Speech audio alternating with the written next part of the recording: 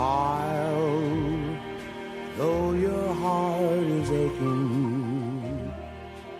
Smile, even though it's...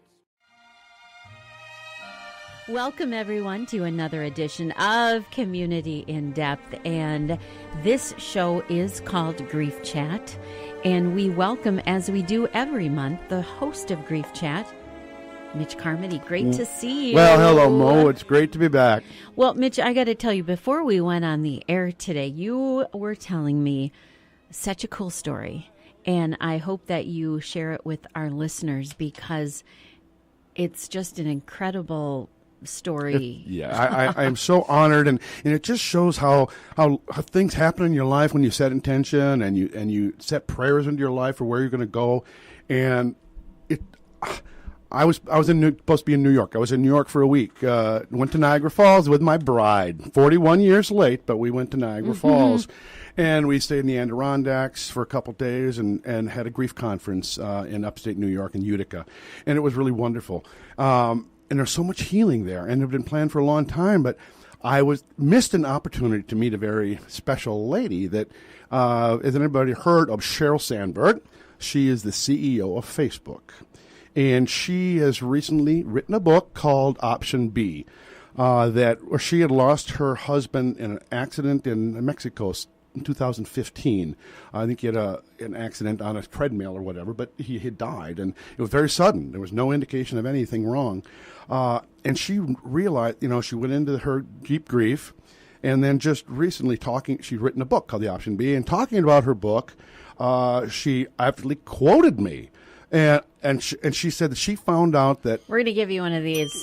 You are quoted in a book. That is fabulous. And she was on CNN a couple weeks ago and talking about her bringing her book out, that she was coming to Minneapolis June 9th and was going to speak at the Fitzgerald Theater in St. Paul. And I got a letter from her publicist who wanted me to attend and had VIP seats and to meet her because she really attributed part of her healing to seeing my workshop and saying, when I had said, our child dies a second time when no one says their name.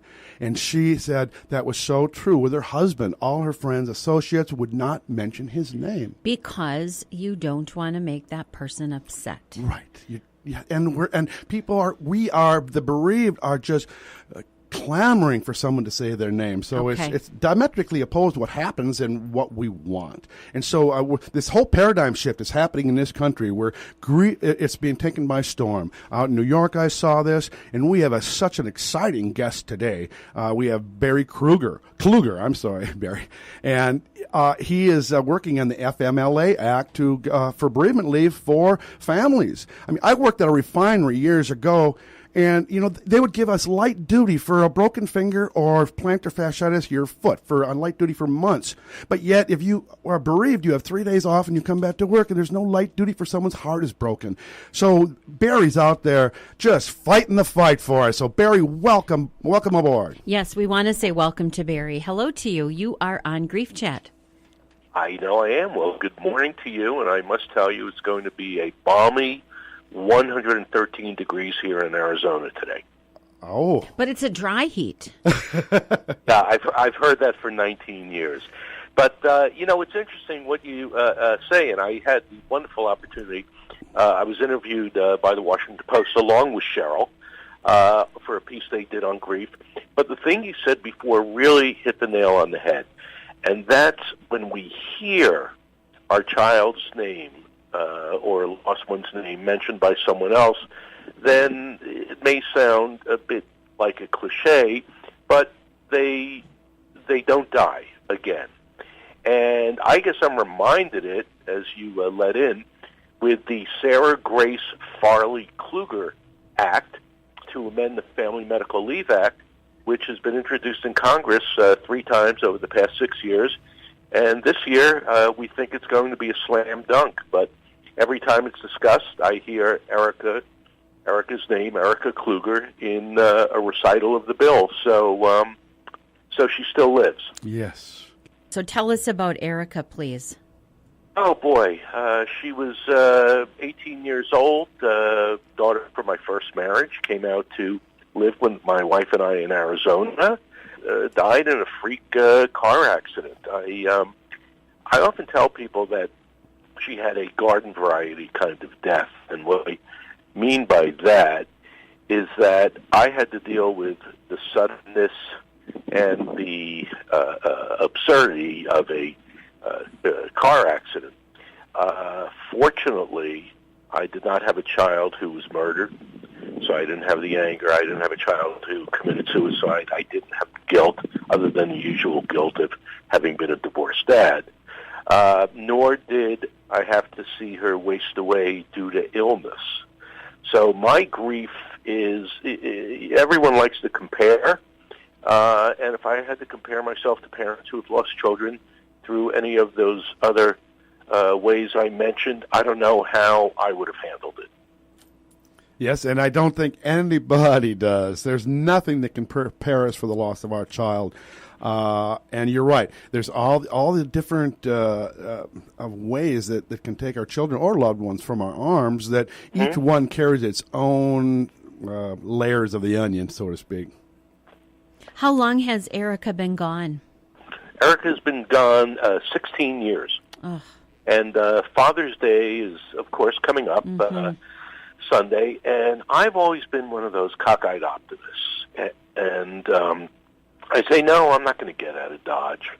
I can drive past the IHOPs and, not be upset. And why don't we have people over for a barbecue and have some fun? And this year, I guess for the first time in 16 years, I said to my wife, you know what, darn it, if I want to be in a bad mood Sunday, I'm going to be in a bad mood.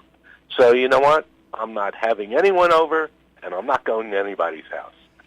Barry, I think that is very empowering. Good for you. Mm-hmm. Good for you. Yeah. Good for you. Yeah.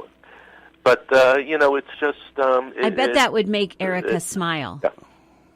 Well, good. Yeah, it's a fascinating community. And believe it or not, as both a New Yorker and a public relations man, I'm very humble. Okay, maybe not so humble.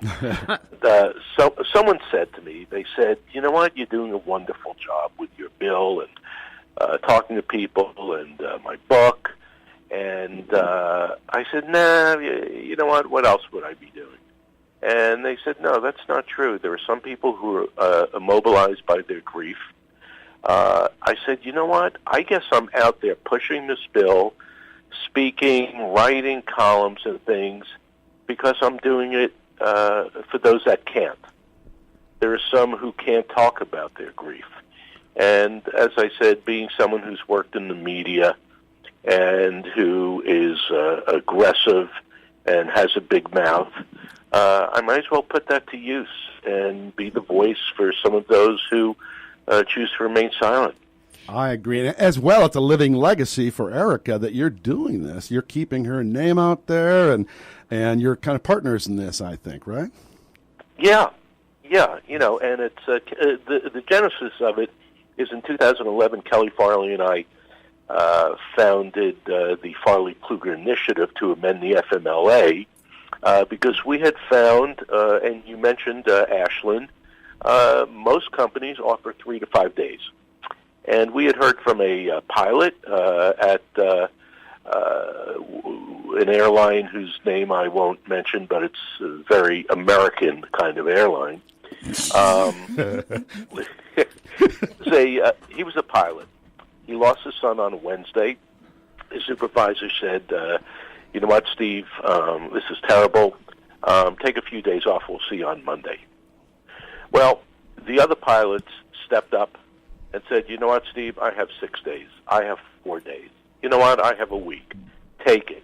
Because if there's one thing you don't want getting onto a plane, right, is a pilot whose mind is elsewhere. Same thing for parents who, let's say a school bus driver has lost a child, and he's entrusted with the safety of your children several days later. Or a friend of ours lost a child. She was an anesthesiologist. And they said, please come back in 5 days. And she said no, because talk about a life-death situation of her job. Your mind is elsewhere, and you're administering anesthesia, which could cause another death. Yes. So it's in all walks of life. It's Yes. And that impacted me personally, Barry, and 30 years ago when my son died, when I was working for Ashland. And I was safety manager of a petroleum refinery. And, you know, we discussed it, you know, and they honestly did not want me back. I mean, I'm making big decisions for a very dangerous atmosphere. And you have CRS, can't remember stuff when you're in early grief, and you can't have that when you're in protecting other people's lives. And I did not want to be part of creating the grief for some other family that something would happen. And so they voluntarily let me have as much time. I had 6 months off. They paid all my insurance premiums. And when I came back to work, they slowly took the insurance premiums back out. But they did bent over backwards. And other people were offering to give me some of their time off. And, but I was very fortunate. Not many people received what I had received back then. I have a silly question, only because other than watching a movie now and then, I'm not up to speed on the oil industry. Does Ashland still exist, or was it? Yes, it was sold a bunch of times, but Ashland is still a corporate. It was Valvoline and Super America, and then it became Marathon. It changed hands, but and I asked because I wonder what their policy is now. You know, I don't know because, well, I know when I did the first blood drive, the 500 people came to a blood drive in Minnesota for a bone marrow testing, and Ashland paid for that because I had asked for that. And they flew a representative from Ashland up here to be in the paper and talk about giving blood. So I don't know where they're at today, but I know they had a good heart back then in almost anything that would help their employees. And when you do that for your employees, if you let someone off and do something like that special for them without being in a rule book, you have the most dedicated employee when they return. They will do anything for you. Mm-hmm. Well, you know what? Working in the media business, I often said, and it's my favorite thing, is the best assets of a company get on the elevator every day at 5:30. And a lot of times people don't realize it. On a local level, the Sarah Grace Farley Kluger Act is in the Senate, and their own Senator Al Franken is a sponsor, and right now there are 18 sponsors in the House, and it's truly bipartisan. This is the first time in 6 years. It's an equal number of Republicans, equal number of Democrats, and their strategy is let's add 5 Republicans, let's add 5 Democrats. Things are crazy these days, and their strategy is to let's truly make this bipartisan. Let's add a little here, let's add a little there. And their belief is this is the year that it will get a hearing and will make it to the floor for a vote. Barry, what exactly will the bill look like? Well, it will mirror the current FMLA. And it's a start. It's for, they define a child up to age 18. Now, we realize there are many people who if this tragedy befalls them, they won't be able to take advantage if they have a child, son or daughter, over 18. But they thought that the easiest way to get this heard, get this pushed through, is to just add it, saying it was an oversight in 1993, and let's just add this. And then over time, maybe we could raise the age. Remember, 30 years ago, pregnancy was still considered an illness. And now, FMLA covers you if you have a child, adopt a child, or care for a sick family member or a service member. But lose a kid, 3 to 5 days off. Well, I just think it's a wonderful initiative that you are rallying for, and we certainly wish you success on that. When will we hear something definitive? Well, as I said, I'm the aggressive PR guy. Of course, I'm going to shout from the mountaintops if this thing gets not if, I'm sorry. When? I even have to be positive. When it gets a hearing, and we'll let people know, and I'll certainly let you folks know, and if you're interested in having me back, I'll come back on and let you know where we stand. Definitely. We would absolutely love that. Barry, thank you so much for calling in. What a great way to remember your daughter. And Can I give? Thank you. Can I give 2 plugs? of course. Okay. One is if people are interested in contacting their local representative, they can go to farleykluger.com. That's FARLEYKLUGER.com, and they can join the over 110,000 people who have sent petitions to their local congressman and congressperson and senator.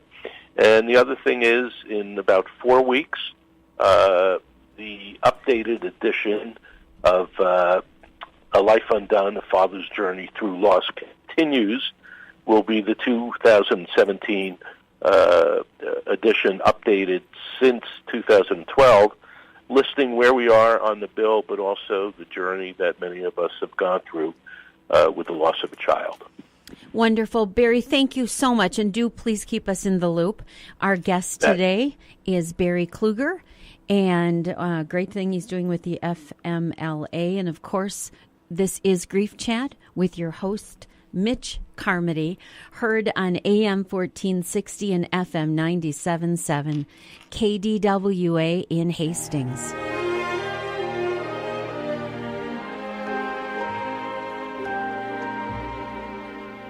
Smile, though your heart is aching.